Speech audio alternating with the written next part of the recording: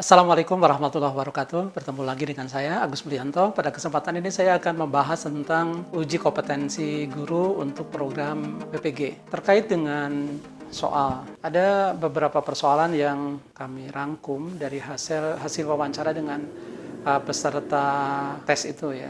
Ada yang menyatakan tidak lulus itu karena dia memang sudah terlalu lama tidak membaca buku, membaca teori, sehingga sulit sekali mengejar ketinggalan atau defisit pengetahuan karena jarang membaca buku, sehingga terjadi defisit pengetahuan. Persoalannya di UP, karena diukur oleh UP, ujian pengetahuan itu.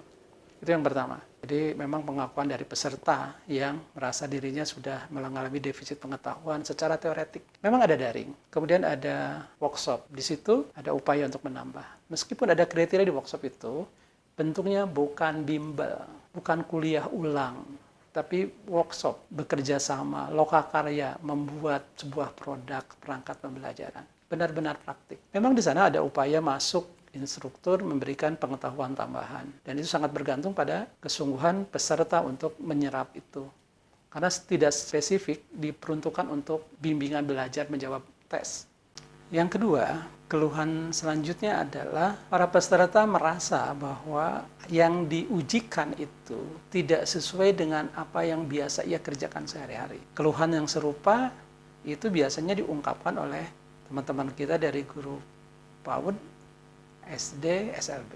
Karena secara profesional penguasaan teoretisnya itu memang tidak dikeluarkan semua dalam bentuk pengetahuan, tapi dalam bentuk praktik. Sehingga itu menjadi kendala dia lupa secara teoretis. Ada usulan yang berharap bahwa tesnya itu didasarkan pada apa yang biasa ia kerjakan. Ini agak berbeda pandangan dengan panitia nasional yang menyatakan bahwa itu hal yang lain. Itu hal yang lain bahwa memang seseorang harus mengajar sesuai dengan kurikulum. Tetapi seseorang yang menjadi guru memang harus punya pengetahuan, kecerdasan yang memenuhi standar. Dan standarnya adalah UP itu. Jadi pandangannya memang berbeda. Dalam satu sisi ingin yang diteskan selevel dengan yang dikerjakan dengan sehari-hari, dikerjakan dalam mengajar sehari-hari.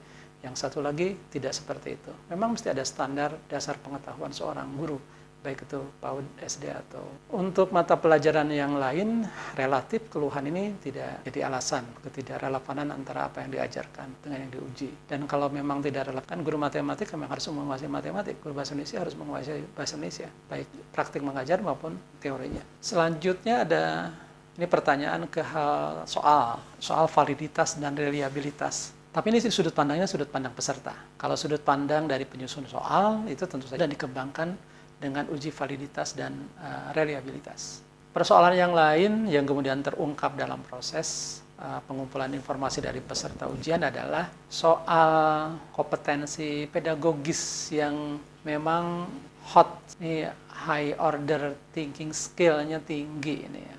Tinggi karena begini, soalnya kasus. Diceritakan sebuah konteks, kemudian di dalamnya ada kasus, kemudian peserta merespon dengan dia memilih salah satu alternatif yang sepintas jawabannya sama dan atau jawabannya semuanya bisa diterima. Ini yang jadi persoalan ya. Jadi yang pertama kalau saya simpulkan, satu memang ada pengakuan defisit pengetahuan teoretis dari teman-teman guru yang mengajar pada level kelas rendah, kelas bawah, PAUD, TK, SD, dan juga sekolah luar biasa. Yang kedua, memang karena pekerjaan, jadi waktu untuk membacanya relatif sudah berkurang. Itu berdampak pada defisit pengetahuan, persoalan pada UP.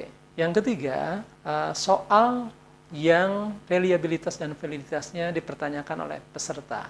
Tapi itu sudah dijamin oleh penyusun dan pengembang soal. Yang keempat, soal pedagogis yang benar-benar hot.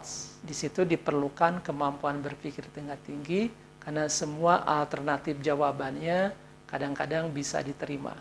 Tinggal memilih mana yang paling tepat sesuai dengan konteks persoalan itu. Hal yang lain adalah non teknis karena sakit, kurang komunikasi dengan panitia, terutama yang retaker. Jadi ada pengambil tes pertama, first taker, katakanlah dia lulus, sudah tidak usah jadi peserta lagi.